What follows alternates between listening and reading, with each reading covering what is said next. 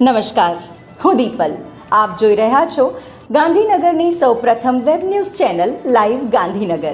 તો આવો નિહાળીએ આજનું જીવતું ધબકતું ગાંધીનગર લાઈવ ગાંધીનગરની. આજ મંગળવાર સમી સાંજે અચાનક વાતાવરણમાં ભારે પલટો આવ્યો હતો. જોરશોરથી પવન ફૂંકાવા સાથે ધૂળની ડમરીઓ ઉડી હતી.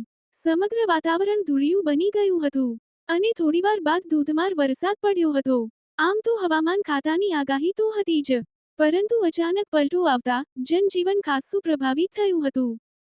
બ્રહ્માકુમારી વાવોલ સેવા કેન્દ્ર દ્વારા બાળકો માટે સમર કેમ્પનું આયોજન કરવામાં આવ્યું, જેમાં 50 બાળકોએ ભાગ લીધો હતો.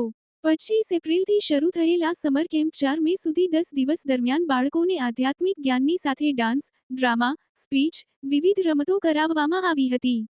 પાણી બચાવો ધરતી સજાવો પર સુંદર જનજાગૃતિ નાટક કરવામાં આવેલ. આ નાટકમાં પાણીનો બગાડ એ પર્યાવરણનું અપમાન છે. પાણી શરીરને અને જળમનને શુદ્ધ અને શાંત બનાવે છે. તેવો સંદેશ આપવામાં આવેલ. નાટક બાદ સર્વને પાણી બચાવવા માટે પ્રતિજ્ઞા કરવામાં આવી હતી. બાળકો દ્વારા 3 નૃત્ય કરાવવામાં આવેલ, જેમાં સેવાને પ્રેરણા આપતું નૃત્ય, દેશભક્તિ નૃત્ય અને નાના ભૂલકાઓ દ્વારા રાવણની લંકા સળગાવી રામરાજ્ય લાવવાનું નૃત્ય કરાવવામાં આવ્યા હતા. બાળકોના અધ્યાત્મ વિકાસ માટે બીકે હંસાદીદી અને બીકે ટીનાબેને વિશેષ ધ્યાન આપ્યું હતું, જ્યારે બાળકોને મનદીપસિંહજી ગોલે નૃત્ય શીખવાડ્યા હતા.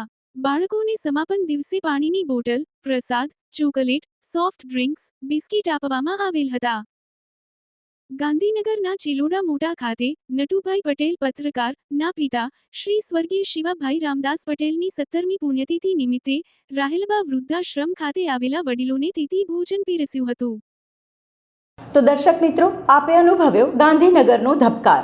આપની આસપાસ બનતી આવી જ ઘટનાઓની જાણકારી અમારા સુધી પહોંચાડવા માટે સ્ક્રીન પર દર્શાવેલ નંબર પર વોટ્સએપ દ્વારા અથવા ઈમેલ આઈડી પર મેલ કરીને આપ અમારો સંપર્ક કરી શકો છો.